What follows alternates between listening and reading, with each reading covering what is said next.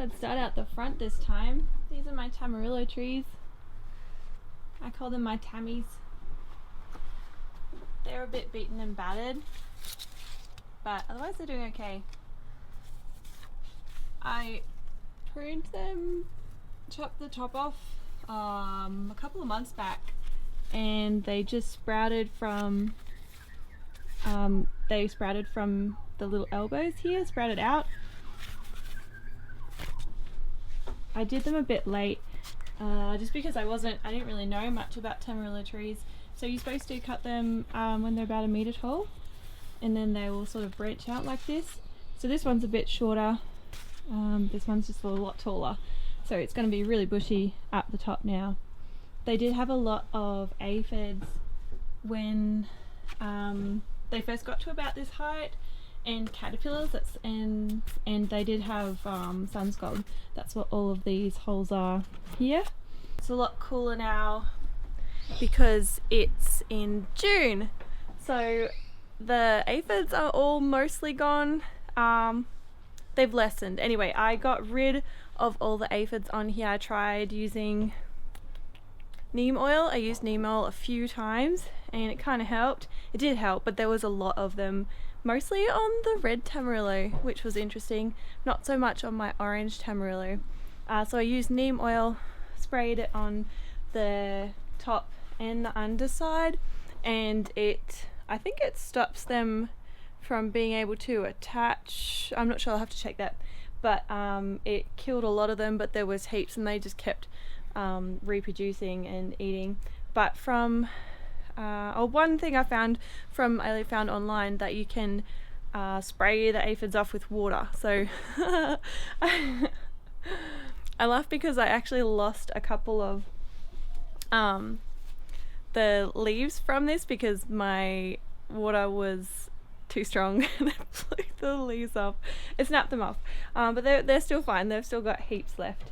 So actually the water worked really well. I just spent a good maybe 10 minutes on each plant, just hosing it down. I used like the fan function on my spray nozzle, and just hose them all off, and I had to rub some of them as well. But that seemed to be the best method of getting rid of them. And also now, because it is June, it's a lot cooler, and so there haven't been as many pests around. So now they look a lot better than they did.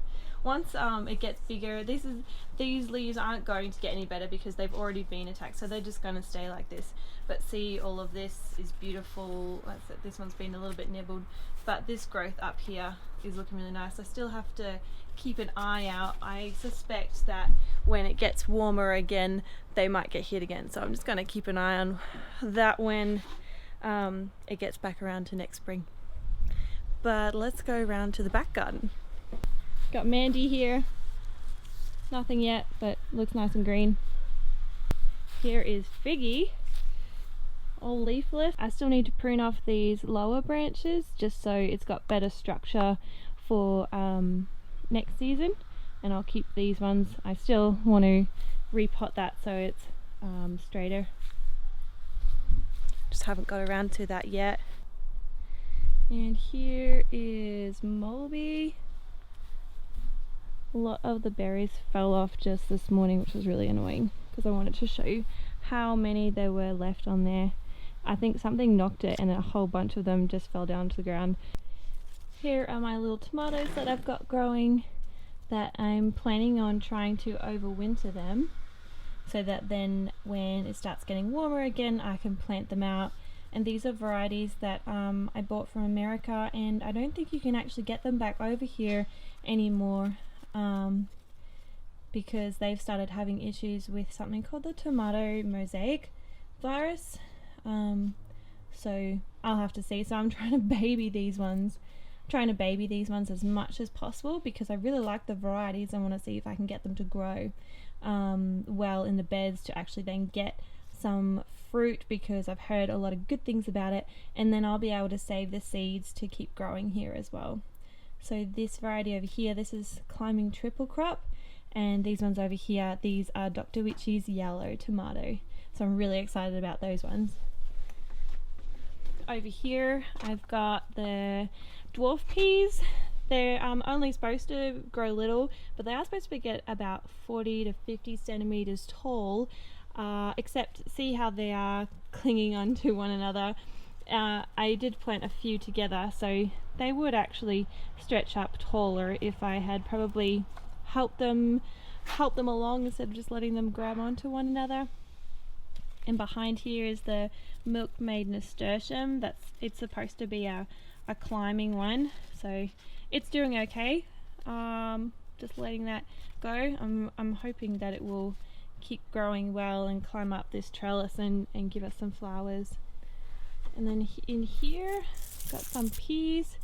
There's 3 that are planted down the bottom. This first one doesn't look super great. It's only growing up to here, but it does have a flower, so that's why I'm leaving it for a little bit. The other 2 are looking really great, and I love the flowers. I just think they're really pretty. This is the blue shelling snow pea. There's another one around there, a little flower getting ready to come out. So that's looking really good and healthy, and the pea flowers are just beautiful on this one.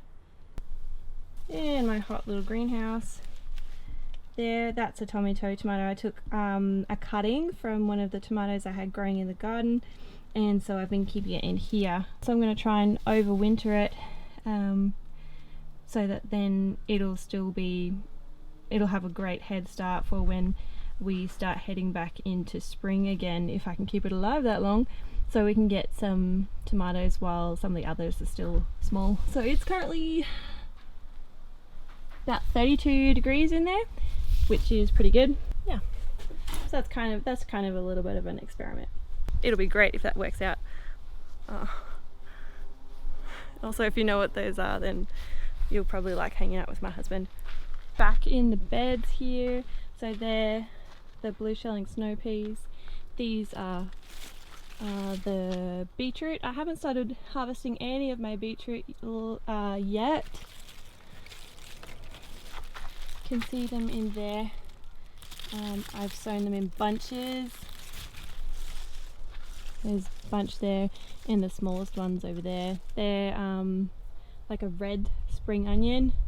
And got some lettuces here. I harvested this one and it's still growing again. And my stevia plant, which I pruned, has got little flowers again coming up on it, which is kind of nice. The bees will like that. I've got tiny little perpetual spinach hiding in here, which is doing okay, but it's still growing pretty slowly because it has been cold and it's shaded. And the spring onion looks excellent. These were ones I just planted out from some we bought from the store. And these autumn crops, they look really good. So there's kale through the middle, the dino kale 2 there, and blue curled Scotch kale there and there. And on the back there, those 2 are broccoli de ciccio, and these 2 are purple sprouting broccoli. Look how pretty that is. Look at that purple stem. Wow, look. It's so much more pronounced on this one than it is on this one. It's really interesting. And then ones on the end here, these are mini cauliflowers. These 2 here. They all look nice and strong. This is just an extra pea I had, and this is some more of the same nasturtium, but there's 4 little plants there, so I think that's why they look smaller. So these ones are also, they're supposed to climb up, so we'll see. The peas and nasturtiums are free to climb up that thing if they wish. That's the plan. More spring onions here because I just had so many, and my little herb planter box still looks nice and lush. So we've got some oregano down here. It's a little bit crisp on some of it. This box was drying out a little bit too much, but I've watered it well today. So there's the oregano in there, looks really nice, and some parsley.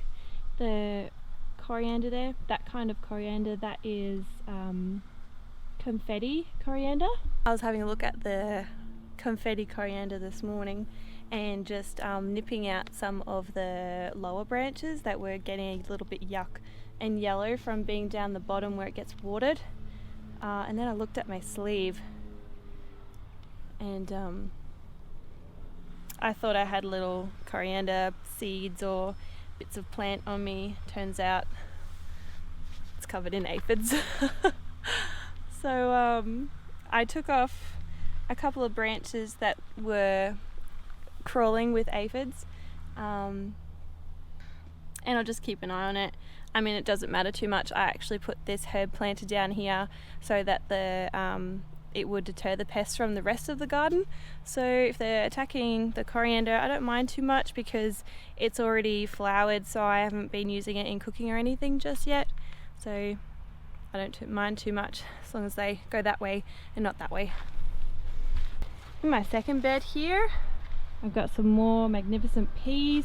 These ones, they're the green feast peas. They're getting nice and high. I kind of help them along a little bit when I can when I'm out here. Look at that one, it's all going crooked. So look how many flowers are on there. It looks really good, and even these little ones are going okay. These were planted after the main ones because I had a different plant growing here that was a cucumber I had planted here, and so it was filling up this space when I planted those peas, and then I planted some more after I took that out. And so this bed is still nice and full. I've still been harvesting a lot of radishes. Like down there's another watermelon radish down there. I've been harvesting a lot of radishes to eat for breakfast. There's a bunch of beetroot down there as well with all the beautiful red stems. There's the leeks still. They seem to be growing steadily but slowly, but they're in a lot of shade here with especially with this cauliflower. Look at that. Isn't that crazy how massive the leaves get? I think they're beautiful. There's also some spring onions still going strong in there, and there's more, actually smaller little grouping of spring onion here and more leeks there. It's just because I went crazy with radishes to try and fill in all the gaps, which is what this is now as well. So it's really good, and I haven't seen a whole lot of pest damage. I haven't seen much of anything. You might see like nibbles on, like you can see there's been nibbles and stuff in here, but I haven't really found a whole lot. I'm actually wondering if some of my plants might be bolting. It's been cold, but then some days have been warmer again. So like for example, let me just pull this one out. So this is supposed to be a radish. It's got a small root, so it hasn't really built up much of anything yet. It is like planted really close with others, so that could be the issue. But I wasn't sure if maybe it was starting to bolt because it's getting quite long there, and that's sort of like with the coriander. It grew straight up to send off the flowers instead of like parsley. The parsley is down like this. When it starts to flower, it will grow up tall when it starts to flower to send off seeds if it gets stressed or when it gets too hot for it. So I'm not sure if maybe that's what some of the plants are starting to do on here. I found that also with I have the lettuces in here. So these are lettuces. So you see, these are really good ones here. I like this lettuce, it looks really nice. But then you sneak a peek in here past the capsicum, and this lettuce just looks, it might be hard for you to see, but it's getting quite tall and growing straight up. So I'm going to keep an eye on that because I feel like it might be bolting. It's just the stem is a lot thicker and taller than I thought it should be, instead of staying compact. Like these ones are still quite compact, and I've been harvesting from the bottom, and so they should technically look nice and compact like this. So that's why I think it's bolting. See how this still stays nice and small and compact, even though I've been picking leaves from the outside for a while. So that's okay. I have heaps of lettuce. It's just interesting to keep an eye on things like that. I still have just one black nebula carrot down in there. I'm leaving that to mature a bit more. The last one I pulled a bit early, and it was fine to eat, but it wasn't fully mature. And so black nebula carrots are supposed to be like really pretty sort of purple color, and in the middle they're more white. They're quite white in the middle, and so the kind of the dye or the juice from the carrot will kind of leach into that middle white bit and kind of make it sort of all like university and cosmic-y and make a cool pattern. So it just hadn't got to that point yet, so I'm leaving this one a bit longer. And here are two of my capsicum bushes. I've had these since about August last year. I feel like they're starting to struggle a little bit because it has been cold. Their leaves aren't usually all curled up like this. Just this morning I picked off a few of the quite small capsicums, so that any of these ones that are left, it can just send the energy into ripening those. And then my plan is to actually take these ones out so that I can use it for something else. And I'm planning on either starting more capsicums next year or keeping the mini sweet chocolates I have in that bed. On saying that though, we did have a really great red capsicum that I left to stay on and completely ripen. We had it the other night, and it was the sweetest, most juiciest capsicum we'd ever had. It was awesome. So it was definitely worth the wait, but I don't know how it'll go, as it's just going to get colder and colder, and capsicums do like the heat. They like it warm. Thankfully these capsicums are not hot peppers, so they don't need it to be super hot. Like the hotter the pepper, I've heard, the hotter the temperature it likes. So yeah, they'll stay around. I'll keep them for a little bit longer, but then I think I'm going to rip them out. See, there's more kale in here. There's actually 3 kale plants in there. It's hard to see again because of the radishes, but I've been leaving them for a bit to grow a bit bigger so that I can start harvesting off them again, because I don't want to take too many leaves off so that it can't actually photosynthesize. And here's this is one of the other purple sprouting broccoli. See how much whiter it is? It does have there is a tinge of purple in there. It looks really good, but I'll be so looking forward to when it starts to actually put off some of the broccoli, and same with this cauliflower. They take a while. It's a lesson in patience. Some of the marigolds here. This one's kind of neat. I didn't plant one like this that has the red in it, so when this flower dies and dries up, I'm going to save the seeds from that.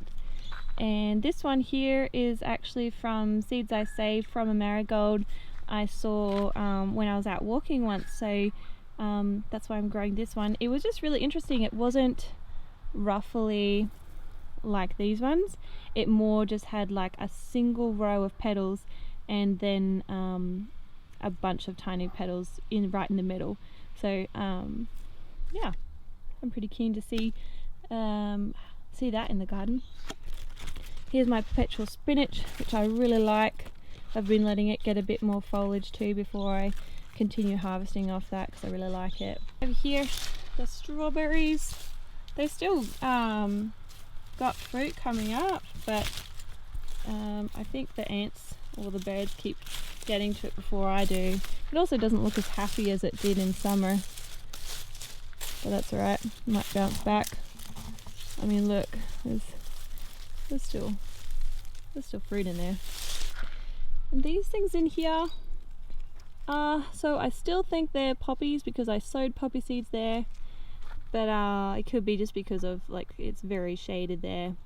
But I'll just see. It's either some sort of clump of seeds, like weed seeds, that are there growing. Otherwise I think it's just the poppy seeds, and maybe they just don't have enough sun there. But that's alright, we'll just see. And the mini sweet chocolate capsicum. This one's looking alright. This one is very precarious. That little branch that it's on is actually snapped off, so it's just hanging on. So I don't really want to pull it off yet until it's actually ready. It nearly looks like it's ready, but I just want to leave it for as long as I can. Same with this one down here that's also from a snapped branch. Just letting it, I don't know if it could end up getting rotten at the bottom because I'm letting it sit in the garden, but we'll just see. But like this one is loaded. These are the same. These are the mini sweet chocolate capsicums. But there's 1, 2, 3, 4, 5, 6, 7, 8, 9, 10, 11, 12, 13.